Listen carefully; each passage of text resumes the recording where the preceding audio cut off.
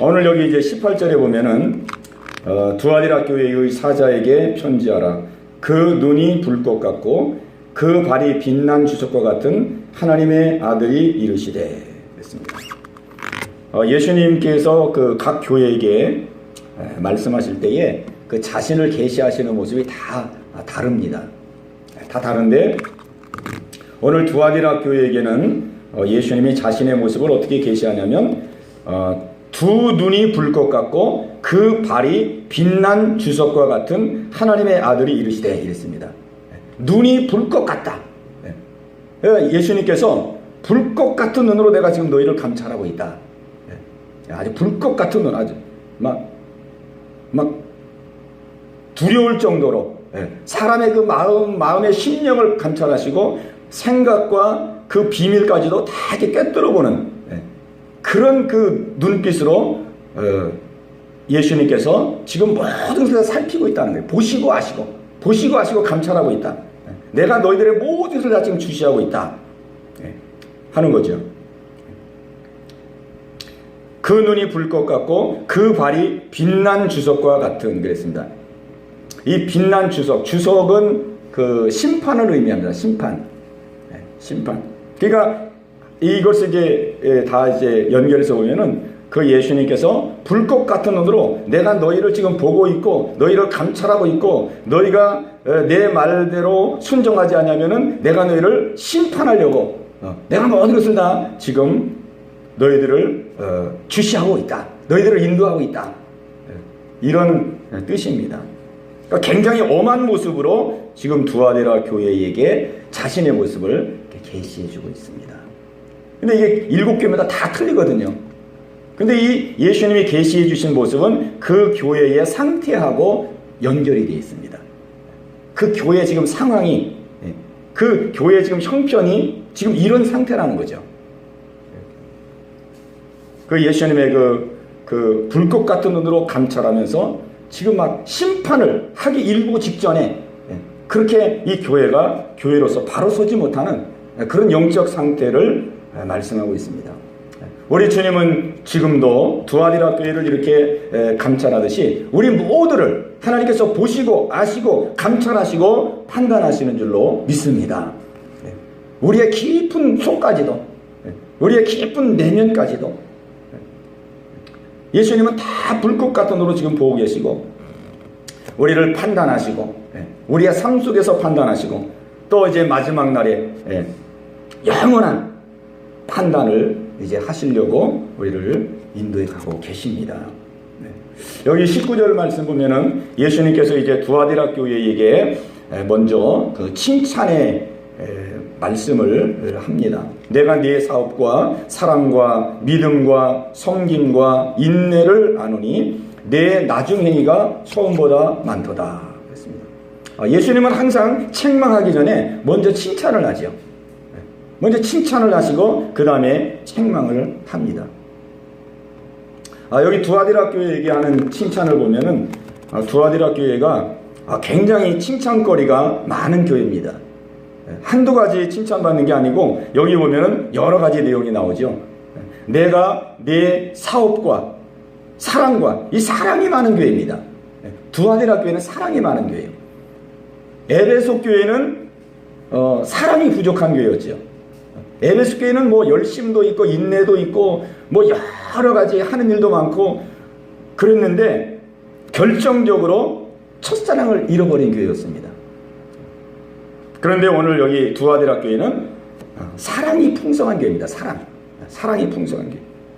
그 다음에 또 사랑과 믿음, 믿음이 충만한 교회고, 그 다음에 섬김, 아주 섬김이 많았던 교회입니다. 그 다음에 인내, 참고 견디는 그런 환난과 어려움 속에서 참고 견디는 인내가 있었던 교회입니다. 그러니까 이 교회는 여러 하나님 앞에 합당한 그런 모습이 많은 교회입니다. 그런가 하면 또 여기 뒤에 보면은 내 나중 행위가 처음보다 많도다 그랬습니다. 참 이게 얼마나 참 중요한 내용입니까? 모든 사람들이 다 처음에는 열심히 하다가 나중 가서는 그냥 희지부지 되는 경우가 참 많거든요. 성경의 인물들을 보면은 마지막까지 승리한 사람이 그렇게 많지 않습니다. 그냥 처음에는 열심히 했다가 중간에 시험하려면 넘어지고 미혹이 오면 쓰러지고 끝이 좋지 않은 사람이 많거든요. 그런데 오늘 두아디라교회는 처음보다 나중에 더 믿음의 그 열심과 그 믿음의 열정이 가면 갈수록 더 나중이 아주 충만한 그런 교회였습니다. 우리의 신앙이 이런 신앙이 되어야 될 줄로 믿습니다. 가면 갈수록 더 충만해지고 더 믿음의 심지가 깊어지고 더 아주 견고해지는 신앙. 하나님이 원하는 신앙은 이런 신앙이거든요. 과거에 아무리 믿음이 있다 할지라도 지금 믿음이 없으면은 과거의 믿음은 다 무효거든요. 그러니까 믿음의 세계는 참 냉정합니다. 아무리 과거에 내가 믿음이 굉장한 믿음을 갖고 화려한 믿음을 가졌어도 지금 믿음이 없으면은 그건 다 무효거든요. 얼마나 냉정합니까? 항상 믿음은 현재거든요. 현재. 지금 내가 믿음이 있으면은 그 믿음으로 내가 영원한 나라에 들어가는 것이고, 지금 믿음이 없으면은 그 믿음 없는 것으로 인해서 영원한 나라에 들어가지 못하는 거거든요. 그래서 요한계시록은 우리에게 너희가 믿음 있는 자가 되라 이렇게 말하는 것이 아니고 너희가 이기는 자가 되라 그렇게 말씀하고 있습니다. 이기는 자가 둘째 사망의 해를 받지 아니하리라 그랬습니다. 이기는 자가 천국 간다는 거죠. 그러니까 어제도 이겼을 뿐만 아니라 오늘도 이기고 내일도 이기고 계속 지금 이기는 자, 지금 믿음으로 승리하는 자가 둘째 사망의 해를 받지 아니하리라. 승리하게 되리라. 하나님의 영원한 나라에 들어가게 되리라. 그러니까 하나님 앞에서의 믿음은 항상 현재입니다. 그러니까 과거에 아무리 믿음이 있다 할지라도 지금 내가 믿음이 식어지면 아무 의미가 없어요. 항상 현재. 그러니까 지나간 것은 다 무효로 여기고 지금 내가 하나님 앞에 어떤 믿음의 삶을 살고 있느냐, 우리가 여기에 중심을 두어야 됩니다. 그 사도 바울을 보면은 항상 사도 바울은 현재적인 믿음의 삶을 살았습니다. 내가 얻었다함도 이미 얻었다함도 아니고 이미 이루었다함도 아니다. 나는 위에서 부르시는 그 부름의 상을 향해서 나는 지금도 표대를 향해서 달려가노라. 지금도 표대를 향해서 달려가노라. 이게 믿음이거든요. 이게 하나님이 인정하는 믿음. 지금 달려가는 믿음이 중요한 거지 과거에 뭐 내가 얼마큼 이루었다 얼마큼 행했다 이런 거는 아무 의미가 없거든요. 그게 기초가 되고 그게 걸음이 되고 그게 씨앗이 돼가지고 지금 달려가는 믿음이 돼야 되는 것이죠. 과거의 모든 것들이 내게 영양분이 되고 내게 힘이 되어서 지금 내가 하나님 앞에 우뚝 서는 믿음이 돼야 될 줄로 믿습니다. 그냥 지나간 믿음이 그냥 내 경력이 되고 내 이력이 되고 내 계급장이 되고 그러면 안 된다는 것이죠. 그건 그냥 밑에 묻혀가지고 뿌리와 같이 묻혀가지고 그 뿌리에서 싹을 내고 가지를 내고 열매를 맺혀야 된다는 거죠. 이 두아디라 교회는 내 나중 행위가 처음보다 많도다 그랬습니다. 막 가면 갈수록 그 신앙이 더 충만하고 풍성하고 막 믿음으로 뜨거워지고 하나님 말씀을 순종, 그런 교회였어요. 그런 교회. 그러니까 하나님이 보시는 것은 항상 현재, 항상 전진하는 믿음. 그래서 우리의 믿음이 우리가 이제 생애를 마치고 우리가 한 생애를 마치고 주님을 만나기 그 직전의 믿음, 그 직전의 믿음이 가장 우리의 생애의 절정의 믿음이 되어야 되는 겁니다. 왜냐하면 매일 전진하고 또 전진하고 또 전진하고, 그래서 우리가 주님 만나는 그 순간이 최고의 믿음의 절정이 되는 거죠. 그런 사람이 이기는 자요 승리하는 자인 줄로 믿습니다. 그 사도 바울도 하나님을 만나는 그 임종의 그 직전이 최고의 믿음이었거든요.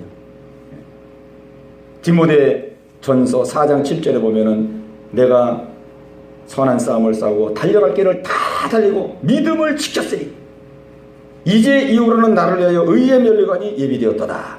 그때가 사도 바울이 최고의 절정의 믿음입니다. 쉼없이 막 달려온 거거든요. 그러니까 우리의 믿음 생활은 방학도 없고 쉼도 없고, 우리의 신앙생활은 휴가도 없고, 우리의 영적인 생활은 주님 만나는 그 순간까지 계속 믿음의 경주를 하는 겁니다. 그렇게 하지 않으면은 낙오하는 거거든요. 그게 우리가 승리하는 길이고 그게 우리가 사는 길이고 그게 복받는 길인 줄로 믿습니다.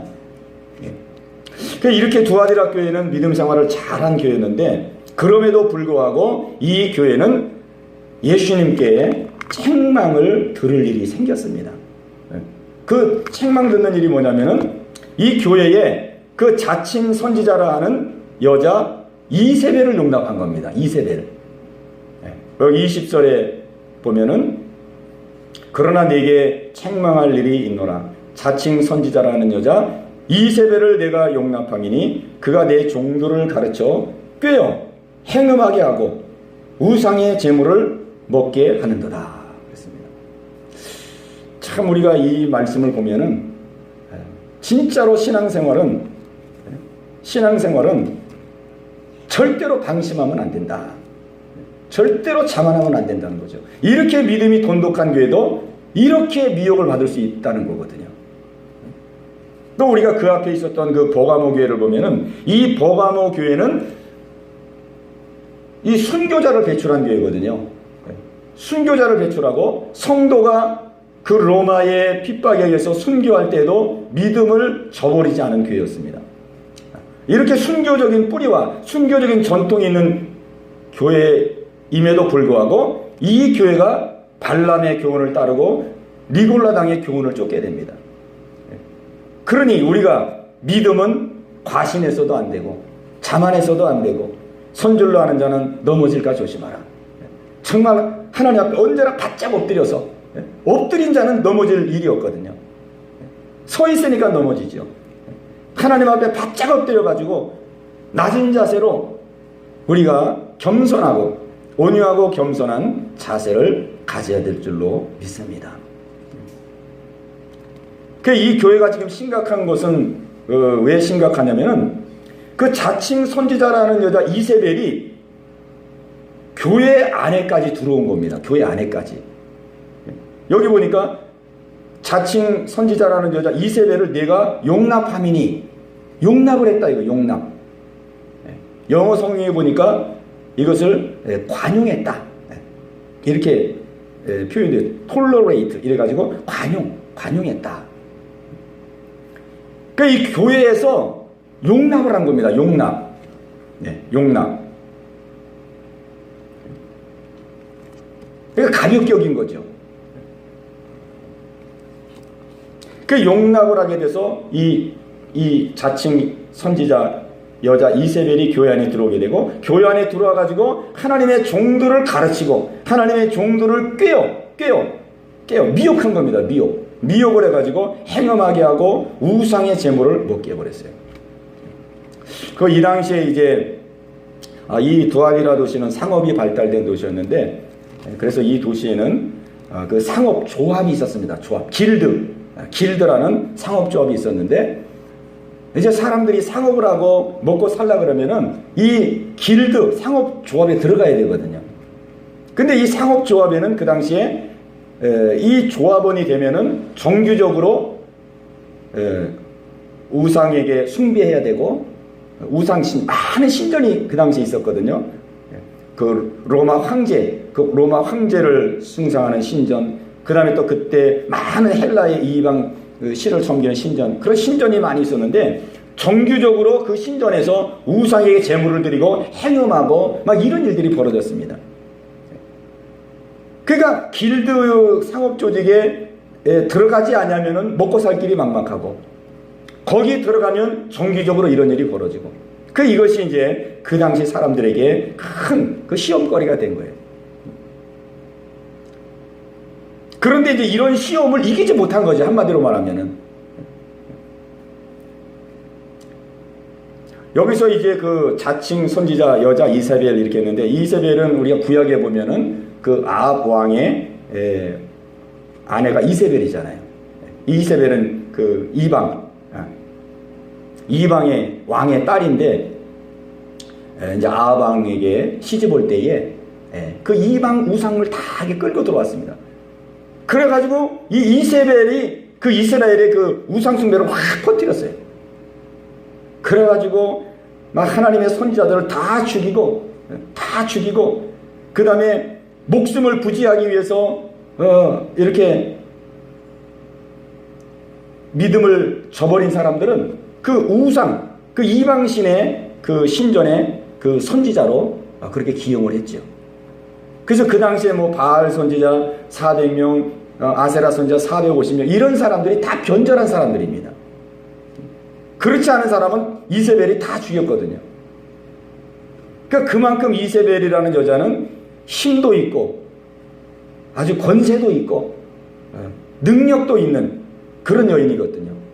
근데 이런 유의 사람이 지금 이런 유의 사람이 두아디라에 딱 들어온 거예요. 그러니까 말하자면 두아디라 교회에 딱 이제 새 신자로 들어왔든지 하여간 교회를 등록을 했든지 이런 이세벨을 용납한 거예요. 용납. 그러니까 우리가 이제 한번 상상을 해본다면은 오늘날 이 두아디라 교회에 새 신자가 들어왔는데 아주 뭐 보통 사람이 아니고 벌써 외모만 봐도 보통 사람이 아니고 돈도 많고 권세도 있고 권력도 있고 뭐 미모도 있고 모든 세상적에서 다 갖춘 이 사람이 분명히 이게 이상한 사람이라는 것을 알았는데도 용납해버린 거예요.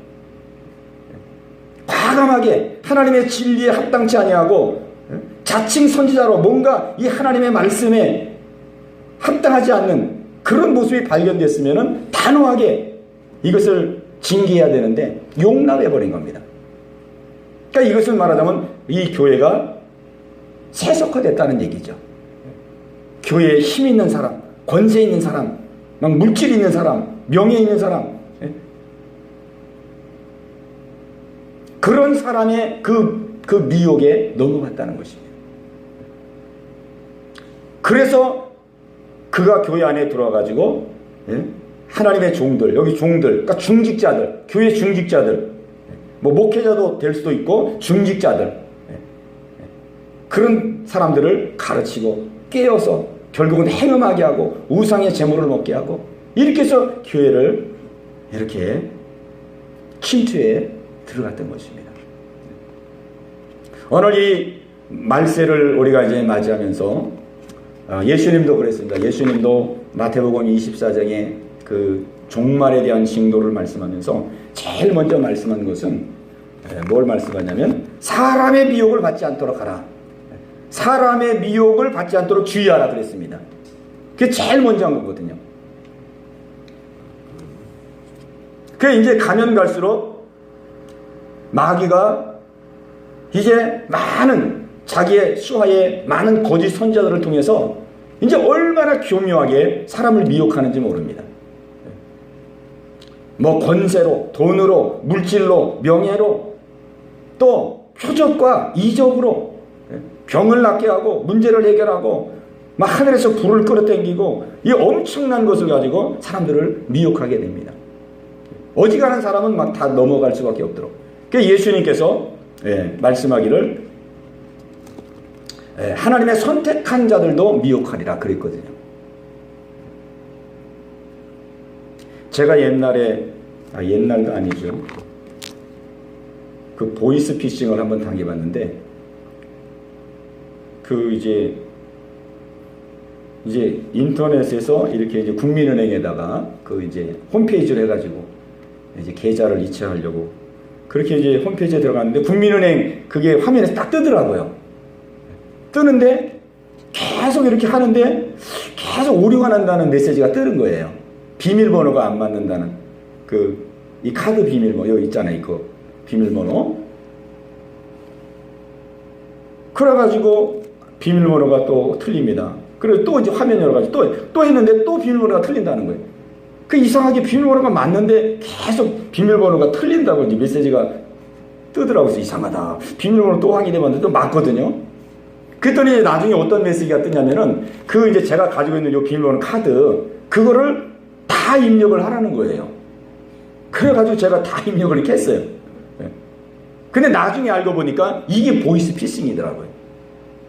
그래서 제가 이제 그 국민은행에다가 전화해가지고 막 문의도 해보고 이게 어떻게 된 것이냐. 내가 국민은행 홈페이지에 분명히 들어가가지고 국민은행 그 화면을 가지고 내가 이렇게 했는데 왜 이게 이렇게 됐냐. 그랬더니 그분이 그렇게 얘기하더라고요. 요즘 아주 이 보이스피싱 하는 사람들이 아주 교묘해가지고 사이트를 딱 열면은 사이트를 여는 순간 그게 국민은행 쪽으로도 가기도 하지만은 그 보이스피싱 쪽으로도 이렇게 연결이 된다는 거예요. 근데 그게 화면이 똑같대요. 국민은행 화면하고. 국민은행 화면하고 그러니까 저도 보니까 똑같아요. 화면이. 그러니까 계좌번호 다 쓰고 비밀번호 다 이렇게 하고 똑같더라고요. 그래서 제가 그걸 한번 당하고 나서 야 정말 이거 이렇게 교묘하구나. 이렇게 교묘하구나. 저도 그 속는 사람들 보면 왜 속을까 그랬는데 속겠더라고요. 진짜. 얼마나 깜짝같지 않은지. 예. 그런데 이 마귀의 미혹은 그것과 비견할 수 없죠. 마귀는 그것이 비견할 수가 없습니다. 우리가 그걸 생각하면은 나는 어떠한 상황에도 나는 미혹받지 않는다. 나는 말씀 위에 서 있고 말씀대로 순종하기를 원하기 때문에 나는 어떠한 상황에서도 미혹받을 일은 나는 없을 것이다. 그렇게 장담할 수 없다는 거죠. 얼마나 교묘한 방법으로 그냥 깜짝같이 그렇게 이 마귀 악한 영들이 그렇게 미혹하는지 모릅니다. 그 이 두아디라 교회는 많은 미혹을 받아가지고 이렇게 신앙에서 실족하고 예수님으로부터 큰 책망을 받게 되어졌습니다. 우리는 예수님의 말씀처럼 우리는 미혹을 받지 않도록 우리는 깨어 경성해야 될 줄로 믿습니다. 그 마귀가 우리의 그 모든 형편과 처지를 알고 우리의 모든 그 약함을 알고 우리의 모든 부족함을 알고 그 모든 것을 알기 때문에 가장 약한 부분을 통해서 침투에 들어오거든요.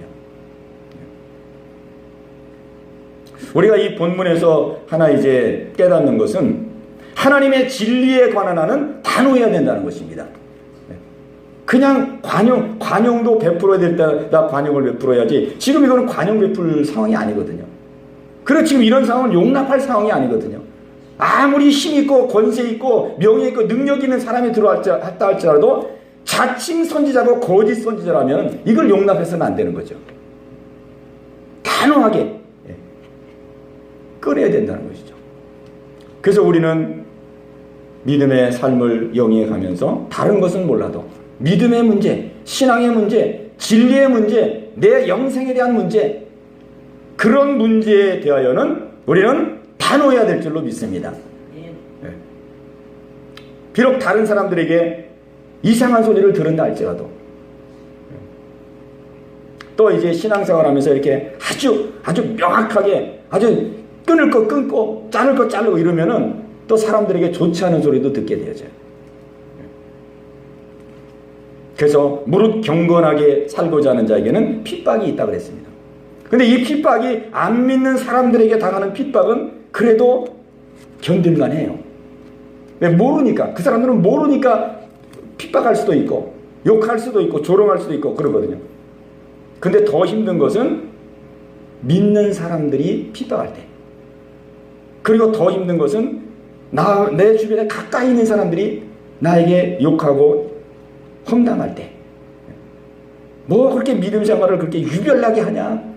그냥 이렇게 그냥 좋은 게 좋고 그냥 이렇게 유도 이렇게 융통성 있게 이렇게 하면 되지 뭘 그런 것까지도 그냥 그렇게 하고 그렇게 하느냐? 막 이렇게 할 때 그게 힘들거든요.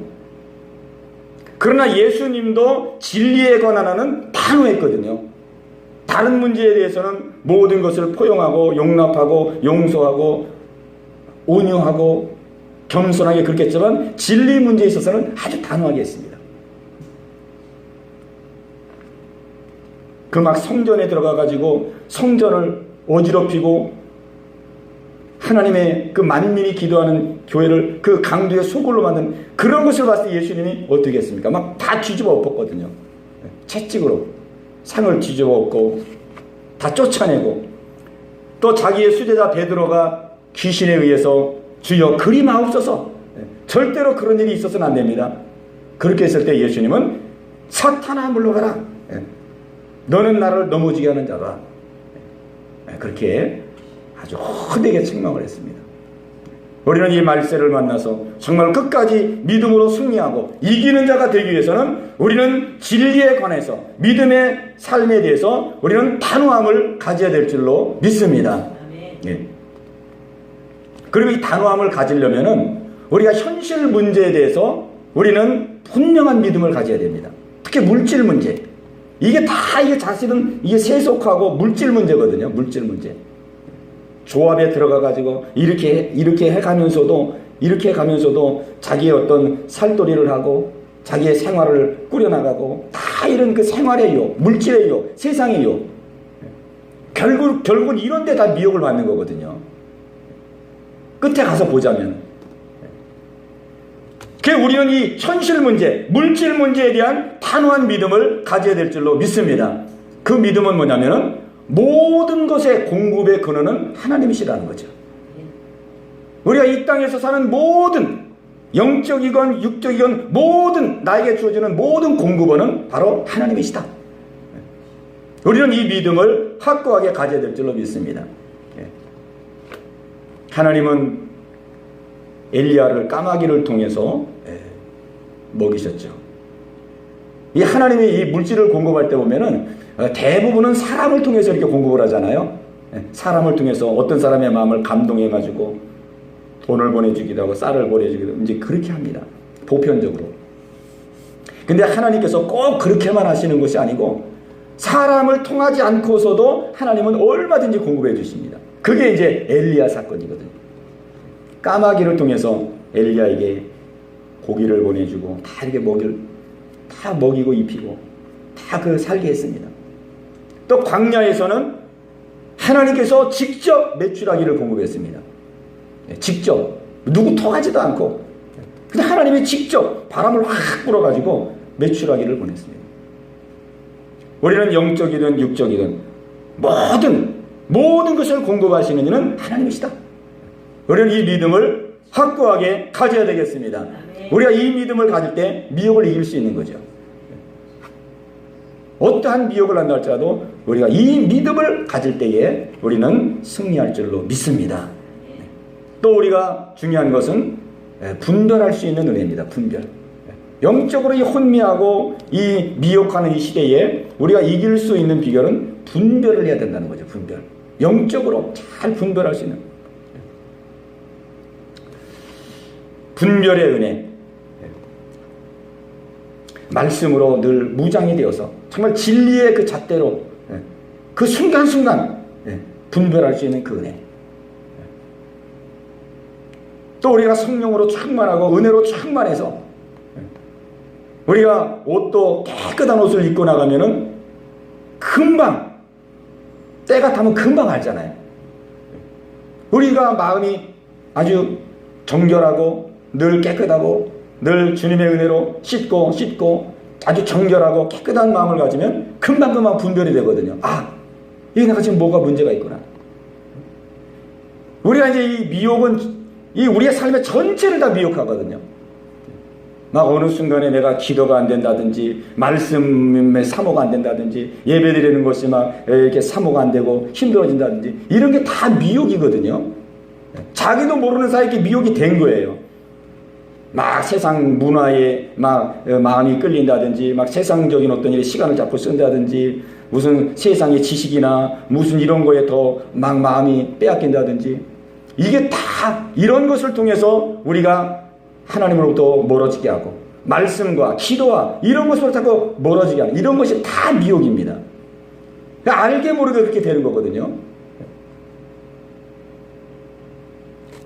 우리가 이런 것을 순간순간 분별하기 위해서는 항상 우리가 우리의 심령을 깨끗하게 하고 그래서 조금만 티가 묻어도 바로 우리가 분별해서 바로 씻어서 원래 자리로 돌아갈 수 있는 항상 깨어있고 깨어 경성하는 이러한 자세를 가져야 될 줄로 믿습니다.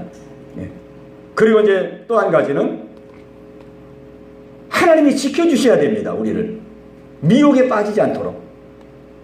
내가 분별하지만은 내가 다 분별할 수가 없거든요. 그래서 예수님도 우리에게 기도의 제목을 주시면서 주기도문에 너희는 이렇게 기도하라. 시험에 들지 말게 하옵시고 다만 악에서 구하옵소서. 그렇게 기도하라 그랬거든요. 주여 나를 시험에 들게 하지 마옵소서. 나를 악에서 구하옵소서. 우리가 매일매일 주여 나를 지켜주시옵소서 이 중심을 가지고 기도해야 될 줄로 믿습니다. 예.